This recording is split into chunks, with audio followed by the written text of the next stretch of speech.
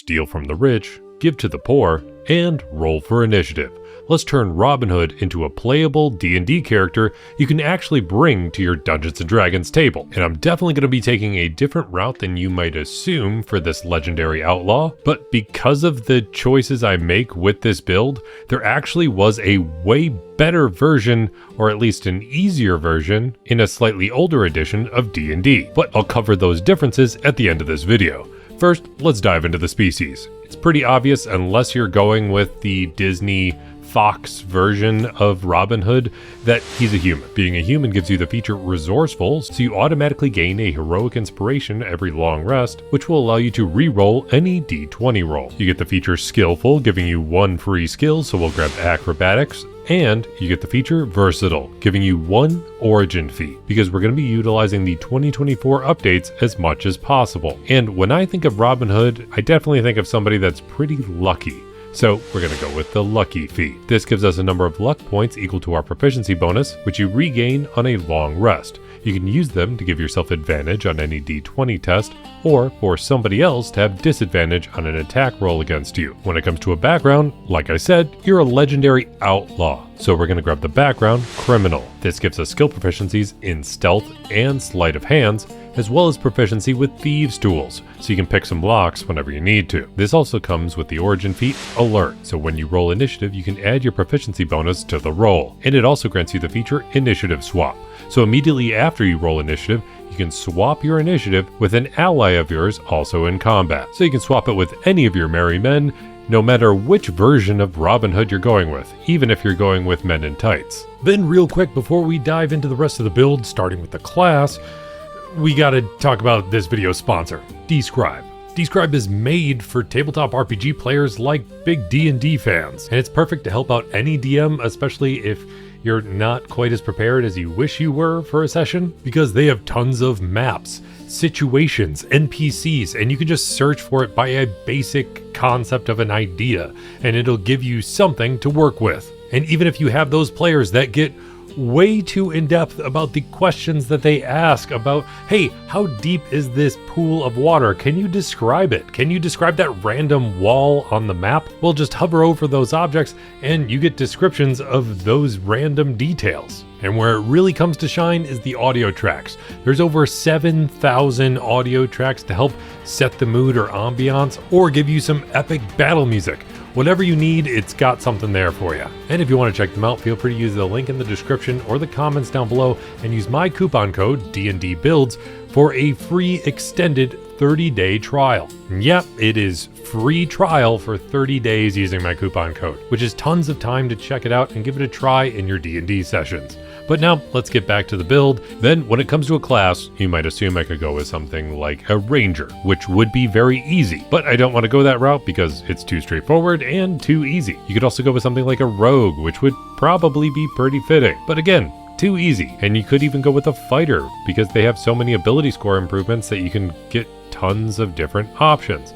But we don't want to go with that either, because one thing that I always think of with Robin Hood, outside of his characteristics as a woodsman and his combat abilities like his obvious archery, or also his ability to use a quarterstaff against Little John, or even his swordsmanship, is that he is very charming in pretty much every depiction that I've ever seen him in, especially if you want to go the more ridiculous route like Men in Tights. But even outside of that, he is always insanely charming, and he's even able to disguise himself at times, and an incredibly smooth talker. So I want to focus on a more charisma-focused build, and go with a bard. When you become a bard, you get proficiency with light armor, which fits with Robin Hood, but you only get proficiency with simple weapons, meaning we don't have access to a longbow yet, but we'll sort that out later. We'll just have to stick with mostly a short bow for the time being, but we'll address that pretty darn soon. When you become a bard, you also get proficiency in 3 skills. And if I'm thinking of Robin Hood, you need that woodsman ability, so we need to grab proficiency in survival, but we'll also grab proficiency in perception and deception. First level of bard also gives us bardic inspiration.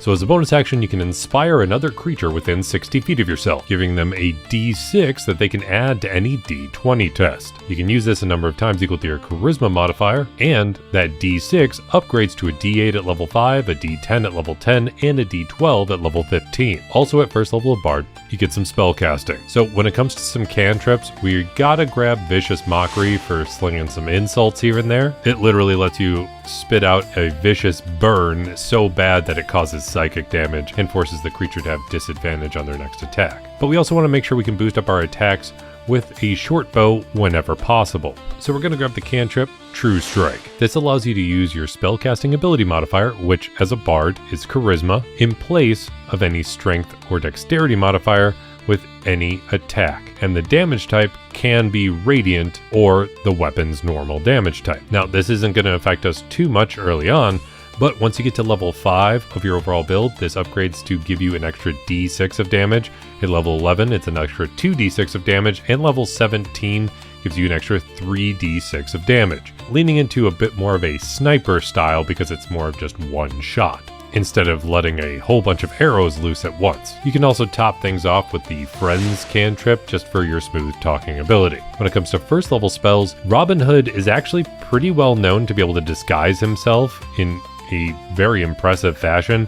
It's how he's able to enter a archery contest in the kingdom. And in the Disney animated movie, he turns into a completely different animal. So we need to be able to disguise yourself as best as possible with the spell Disguise Self. Then we need to focus less on super intense magical abilities and more on things that just feel true to character. So we'll grab spells like Charm Person to be very charming, Command to command a creature to run away or drop their weapons or whatever you need, Silvery Barbs to just throw out some sort of insult that distracts somebody, giving your enemy disadvantage on their attack while giving somebody else advantage. And to get advantage on a large group of creatures, grab Fairy Fire. It literally highlights your enemies and gives you advantage on all attacks against them. Then at second level of Bard, you get Expertise, allowing you to double your proficiency bonus with 2 skills.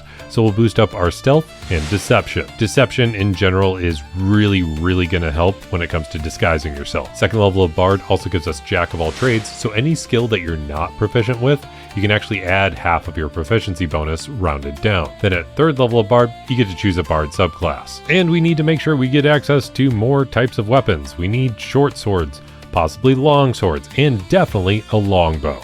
So we're going to grab the College of Valor. This gives us proficiency with martial weapons. It also gives us proficiency with medium armor and shields, but we don't really need that quite as much for Robin Hood. We also get the feature Combat Inspiration. So now anybody that has one of your Bardic Inspiration die, they can use it for 2 different options. The first one is defense. So if they're hit by an attack roll, they can roll their Bardic Inspiration die and add that to their armor class, potentially causing that attack to miss them. Or they can use it for the opposite with offense. They were already able to add it to their attack roll, but now offense allows them to add it to their attack damage as well. The last notable feature of being a College of Valor Bard is that their simple or martial weapons are actually counted as a spell casting focus. Then finally, the last thing you get at third level of Bard is access to second level spells. So to be a bit more one with nature, grab Locate Animals and Plants, but that's about it. We're going to save some other spells for a little later for some obvious reasons if you know how bards work. Then at fourth level of Bard, you get an ability score improvement. So here is our starting ability scores. You would notice that our charisma is a little lower than I would like for a bard, and it's an odd number. With our criminal background, we weren't able to boost up our charisma any more than that. So let's boost up that charisma, but also make sure it's an even number so it's a little more usable by grabbing the feat Inspiring Leader. This allows us to boost up our charisma by 1 point, rounding it out, and it gives us the feature Bolstering Performance, which leans into Robin Hood being much more of a leader of the merry men. Because with Bolstering Performance, whenever you finish a short or long rest, you can give an inspiring performance, whether it's a speech, song, or dance. And when you do so, choose up to 6 allies, which can include yourself, all of them gaining temporary hit points equal to your character level, plus the modifier that you increased with this feat. Then at 5th level of Bard, you get Font of Inspiration. So now you regain all of your bardic inspiration when you finish a short or long rest instead of just waiting for a long rest. And you can expend a spell slot to regain 1 use of your bardic inspiration if you really want to. Also at 5th level, you get access to 3rd level spells. So we can lean into the more charismatic side of things with Suggestion, suggesting that somebody do some sort of action, and they kind of just have to do it if they fail a saving throw. Fast Friends to really make friends a little faster, and motivational speech. This might not be allowed at every table because it's from Acquisitions Incorporated, but it's another way to give some temporary hit points to some allies. 6th level of being a Valor Bard gives you extra attack. So now you can attack twice per attack action by default. But on top of that, when you use extra attack, you can actually put a cantrip in place of one of those attacks, meaning that you can now use True Strike, but on top of that, just follow it up with a basic bow attack. One of those attacks will hit a little harder with True Strike and use your Charisma modifier, while the other one is forced to use your Dexterity modifier. Then at 7th level of Bard, you get Counter Charm, so you can disrupt any mind-influencing effects, allowing you or a creature within 30 feet of you to re-roll a saving throw against being charmed or frightened, and grant advantage on that new roll. Also at 7th level, you get access to 4th level spells, so we can boost up our charm against any type of creature with Charm Monster instead of just Charm Person, talk in a way that's really going to confuse your enemies with the spell Confusion, grab Freedom of Movement so you can move through the woods even better, and boost up your stealth abilities with greater invisibility. Then at 8th level of Bard, we get another ability score improvement, so let's just boost up our Charisma by 2 more points. 9th level of Bard gives us expertise in 2 more skills, so let's boost up our Sleight of Hand and Perception, and we get access to 5th level spells. Now, there's nothing I would grab at 5th level, so we're actually going to just save it for 1 more level of Bard, because at 10th level of Bard, we get Magical Secrets. And this is where we can really open things up, because Magical Secrets allows you to not just dive into the Bard spell list. Now you have access to the Bard, Cleric, Druid, and Wizard spell list. So whenever you get to choose new spells, you can replace an old spell or just grab a new spell from any of those lists. So now, to make sure that you are good with using a quarterstaff, because you do use that when you're fighting against Little John, and quarterstaffs require you to use strength, which we dumped, we'll grab the cantrip Shillelagh. It allows you to turn a quarterstaff into a magical weapon that uses your casting ability instead of your strength. And going through all of the other levels of spellcasting that we already covered, we can start swapping stuff out when we get the chance. Like at 2nd level, you might want to grab Blur, which forces everybody to have disadvantage on attacks against you. To have some different types of arrows, grab Melf's Acid Arrow, which is actually just a magical arrow that you summon into existence that you aren't actually firing from a bow, but it's still an arrow, so I think it works. But to actually shoot an arrow that will do additional damage, grab the 3rd level spell, Flame Arrows. And to boost up your speed and basically every feature of being a more martial character, grab the spell Haste. It boosts up your armor class by +2, doubles your movement speed, gives you advantage on dexterity saving throws, and gives you an entire extra action that you can use for 1 attack or anything else you would use an action for. But since we skipped 5th level spells, I would make sure that you have at least 1 way to boost up your sword striking ability as much as possible. So grab the spell Steel Wind Strike. It allows you to attack up to 5 creatures at once, dealing 6d10 force damage. Then at 11th level of Bard, you get access to 6th level spells. There's only one that might help us out, so we'll grab the spell Tensor's Transformation. It just boosts up your general martial abilities in a lot of ways. First, it gives you 50 temporary hit points. Then, it gives you advantage on all attack rolls that you make with simple and martial weapons. Then, it boosts up your damage, because whenever you make a weapon attack, the target takes an extra 2d12 force damage. Then on top of that, you gain proficiency with all armor, shields, and weapons, but we don't really need that since we have most of those already. It gives you proficiency with strength and constitution saving throws, and if you didn't have extra attack, it would give you extra attack. The only downside to this is that immediately after the spell ends, you have to make a DC 15 Constitution saving throw, otherwise you suffer 1 level of exhaustion. Then at 12th level of Bard, you get another ability score improvement, so let's finally max out that Charisma. 13th level of Bard gives us a higher level spellcasting again. And there's not a whole lot at 7th level that really fits with Robin Hood, so let's give him some more sword fighting ability with the spell Mordenkainen's Sword. It creates a spectral sword that hovers near you, but you can just pretend you're hanging onto it instead, and it allows you to make melee spell attacks, and on a hit, it deals 4d12 force damage, plus your spellcasting ability modifier. And on every turn after you cast this, you can take a bonus action to move the sword and repeat the attack. Basically gives you a bonus action attack every turn. 14th level of Bard gives you battle magic. So now after you cast a spell with a casting time of an action, you can make one attack with a weapon as a bonus action, thanks to being a Valor Bard. 15th level of Bard gives us higher level spellcasting again. So we'll grab the spell Glibness. So whenever you make a charisma check, you can replace the number you rolled with a 15. And additionally, you're really good at lying when you need to, because this spell makes it so no matter what you say, any magic that would determine if you're telling the truth just indicates that you're being truthful. 16th level of Bard gives us another ability score improvement, so it's finally time to boost up our dexterity by 2 points. 17th level of Bard finally gives us access to 9th level spells, the highest level spellcasting in D&D. So we're going to grab the spell Foresight. It's really the only thing that I felt like could fit for Robin Hood, but it gives him advantage on everything for 8 hours, and forces any attack rolls against him to have disadvantage. Just basically makes him good at everything. Then at 18th level of Bard, he gets Superior Inspiration. So whenever you roll initiative, you can actually regain any expended bardic inspiration that you have until you have at least 2, but this only kicks in if you have fewer than 2 at the start of battle. Then at 19th level of Bard, you get to choose another ability score improvement, but we can choose an epic boon at this level since we are using the 2024 version of D&D. And the epic boon we're going to go for is the Boon of Combat Prowess. We need to make sure you can hit a target no matter what, possibly splitting that arrow if you need to. Even though, in general, if you split an arrow, that shouldn't mean that you win an archery challenge. It should literally mean you hit the exact same spot, so you should be tying, but that's beside the point. This allows you to boost one ability score by 1 point, so let's go ahead and max out that dexterity finally.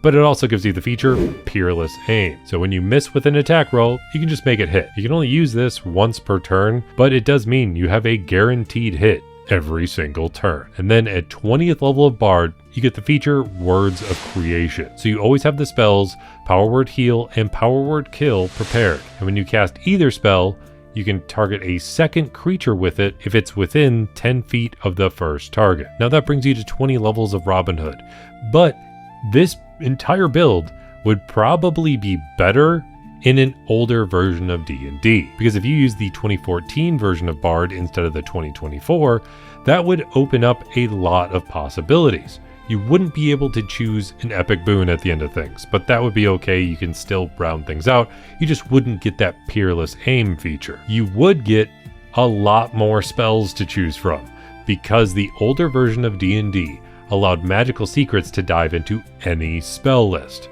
not just Bard, Cleric, Druid, and Wizards. You could also dive into Warlock, Paladin, or even Ranger. They took this away probably because most bards could actually get certain spells before paladins and rangers could even get them, despite them being paladin and ranger spells, because paladins and rangers were half casters, meaning that they leveled up their spellcasting much slower than a full caster like a bard. But if you use the 2014 version of Bard, you get all the best ranger spells. Like, you definitely want to grab Hunter's Mark, possibly Hail of Thorns. If you want to get really powerful with it, maybe grab Lightning Arrow, but that might be a little intense. You definitely want to grab Conjure Barrage to just rain down arrows on your enemies, but you can top everything off with spells like Conjure Volley and Swift Quiver, which are 5th level ranger spells, and you'd essentially be able to get those the moment that you got magical secrets at 10th level, while rangers would be stuck waiting around until 17th level. And those are some really powerful spells for an archer, because Conjure Volley allows you to hit a whole bunch of creatures in a 40-foot radius, raining down arrows on them. And Swift Quiver would allow you to make 2 extra attacks with your bonus action, as long as you're just using archery for that. So because there is such a massive difference in the abilities between the 2014 and 2024 version, I wanted to highlight those differences, but also over on Patreon, I'll make sure to include a character sheet for both the 2014 and 2024 version of Robin Hood. So if you want access to those character sheets, feel free to check out my Patreon. They're linked in the description and comments down below. But If you made it all the way to the end of this video, let me know by hitting that like button, and I'll be here hoping you roll at least 3 nat 20s in your next D&D session, especially if you want to play as Robin Hood, whether you're an animated version, an old school version, a very cheesy version like Men in Tights, or whatever version of Robin Hood you have in your head that you want to play in Dungeons & Dragons.